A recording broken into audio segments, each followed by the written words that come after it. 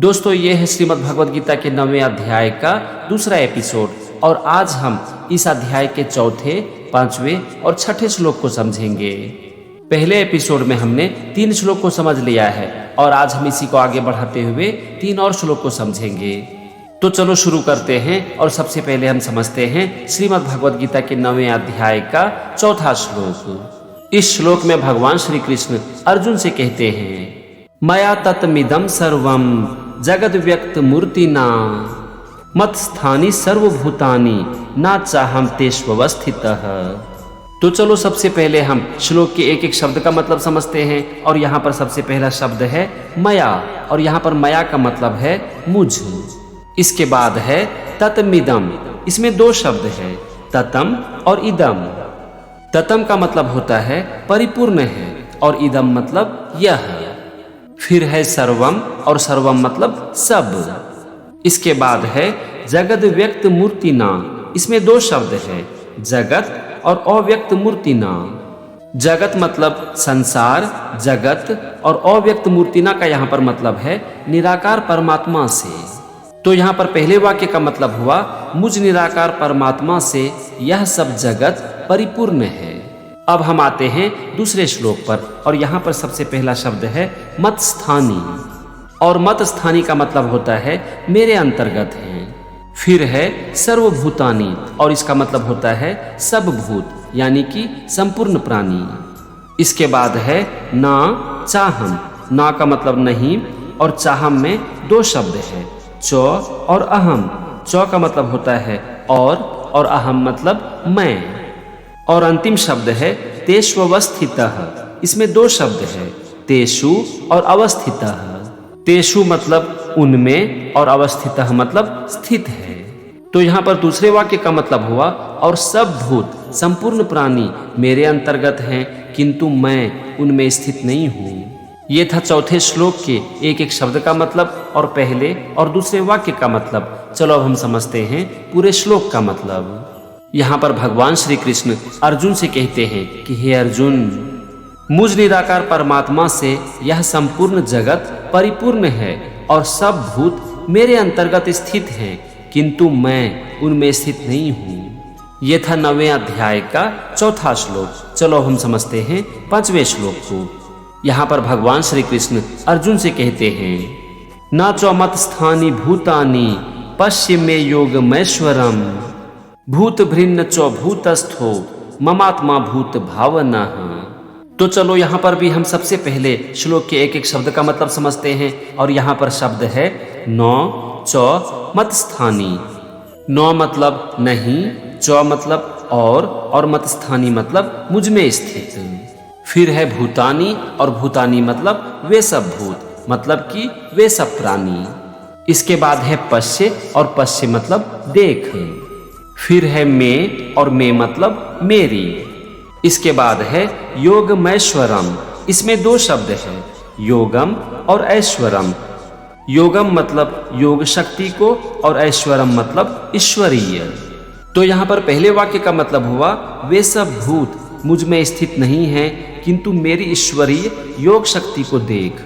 ये था पहले वाक्य का मतलब। चलो हम दूसरे वाक्य को समझते हैं और यहाँ पर सबसे पहला शब्द है भूत भृन्न और इसका मतलब होता है भूतों का धारण पोषण करने वाला।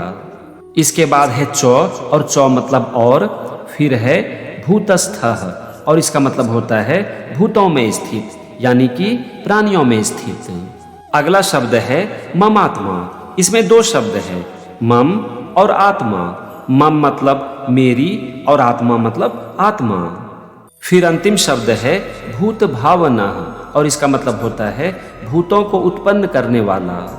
तो यहाँ पर दूसरे वाक्य का मतलब हुआ भूतों का धारण पोषण करने वाला और भूतों को उत्पन्न करने वाला मेरी आत्मा भूतों में स्थित नहीं है। ये था 5वें श्लोक के एक एक शब्द का मतलब और दोनों वाक्य का मतलब। चलो हम दोनों वाक्य को जोड़ते हैं और समझते हैं पूरे श्लोक का मतलब। यहाँ पर भगवान श्री कृष्ण अर्जुन से कहते हैं कि हे अर्जुन, वे सब भूत मुझ में स्थित नहीं हैं किंतु मेरी ईश्वरीय योग शक्ति को देख, भूतों का धारण और पोषण करने वाला और भूतों को उत्पन्न करने वाला मेरी आत्मा भूतों में स्थित नहीं है। आप यहाँ पर देखो, चौथे श्लोक में भगवान कह रहे हैं कि संपूर्ण भूत मुझ में स्थित हैं, लेकिन यहाँ पर कह रहे हैं कि वे सब भूत मुझ में स्थित नहीं हैं। यहाँ पर भगवान कह रहे हैं कि संपूर्ण प्राणी मेरे अंतर्गत स्थित भी हैं और नहीं भी हैं। जैसे कि बादल का आधार आकाश है, लेकिन बादल हमेशा आकाश में नहीं होता, क्योंकि बादल अनित्य है और एक समय के बाद ये खत्म हो जाता है। तो मतलब क्या हुआ, बादल आकाश में है भी और नहीं भी है। यही बात भगवान यहाँ पर कह रहे हैं कि संपूर्ण भूत, संपूर्ण प्राणी मुझ में हैं भी और मुझ में नहीं भी हैं। ये था 9वें अध्याय का 5वां श्लोक और उसका मतलब। चलो अब हम समझते हैं 6ठे श्लोक को। इस श्लोक में भगवान श्री कृष्ण अर्जुन से कहते हैं, यथाकाश स्थितो नित्यम वायुः सर्वत्र गो महान तथा सर्वाणि भूतानि मत्स्थानित्युपधारय। इस श्लोक का सबसे पहला शब्द है यथाकाश स्थितः। इसमें 2 शब्द है, यथा आकाश स्थितः। यथा का मतलब होता है जैसे, और आकाश स्थितः मतलब आकाश में ही स्थित है। फिर है नित्यम वायु। नित्यम मतलब सदा और वायु मतलब वायु, हवा। इसके बाद है सर्वत्र गह महान। सर्वत्र गह का मतलब होता है सर्वत्र विचरने वाला और महान मतलब महान। तो यहाँ पर पहले वाक्य का मतलब हुआ जैसे सर्वत्र विचरने वाला महान वायु सदा आकाश में ही स्थित है। अब हम आते हैं दूसरे वाक्य पर और यहाँ पर सबसे पहला शब्द है तथा, और तथा का यहाँ पर मतलब है वैसे ही। फिर है सर्वाणि भूतानि। सर्वाणि का मतलब होता है संपूर्ण और भूतानि मतलब भूत, प्राणी। इसके बाद अंतिम शब्द है मत्स्थानित्युपधारय। इसमें 3 शब्द है, मत्स्थानी इति उपधारय। मत्स्थानी मतलब मुझ में स्थित है, इति मतलब ऐसा, और उपधारय मतलब जान। तो यहाँ पर दूसरे वाक्य का मतलब हुआ वैसे ही संपूर्ण भूत मुझ में स्थित है, ऐसा जान।